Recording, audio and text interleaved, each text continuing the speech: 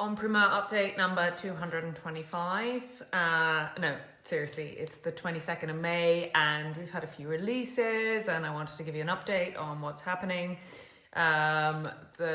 Probably the most exciting one today is Leoville Poyferré, Saint-Julien, down 32%.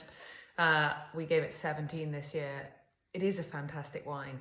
And it's $3.95 for 6. So if you're a fan of Leoville Poyferré, this could be your year.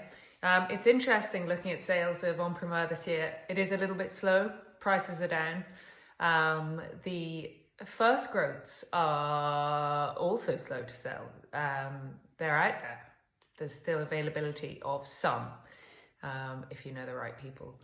But I'm looking at trends and I'm looking at price rises over the years, and there is only one way for these first growths to go with the quality of the vintage. So if you are looking for investment and you can get your hands on some of these blue chip wines, I would do it. You won't regret it.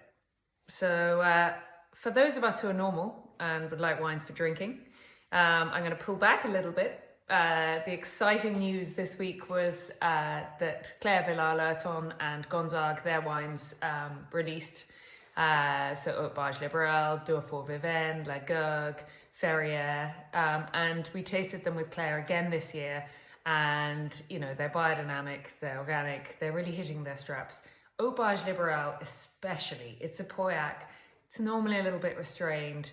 This year, it was just fantastic. It was dancing in the glass. I gave it, I have to find it, 18 points, mainly because I really like Claire, but also because it was a really, really good wine. You know, it's 352 for 12. Like, it's really good value when you look at Pauillac, and we all agreed it was one of the best wines from this chateau. Durfort Vivens was down 27%, and I gave it 17.5 points. 532 for 12 for a Margaux. You're not going to really get better value quality ratio than Durfort Vivens. But if you really want to sort of go over to the right bank, I've just been pricing up the Moët wines for this year. And obviously they're sort of Bel Air Melange, Fleur Petrus and Certain de May are big favourites here in Ireland. And I actually tasted them a little bit later. I went to London to taste them, so I wouldn't be rushing on the Friday. And they were singing in the glass. Having said it's a Cabernet vintage, which it is very true, Pomerol is a little bit attractive as well this year.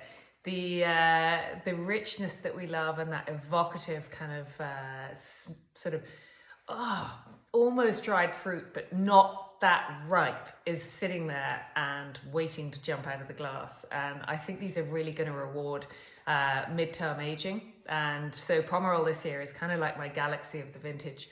Might have used that expression before, but you know, you don't want to, but you really love it. It might be a little bit obvious, but they're really going to be great drinking wines.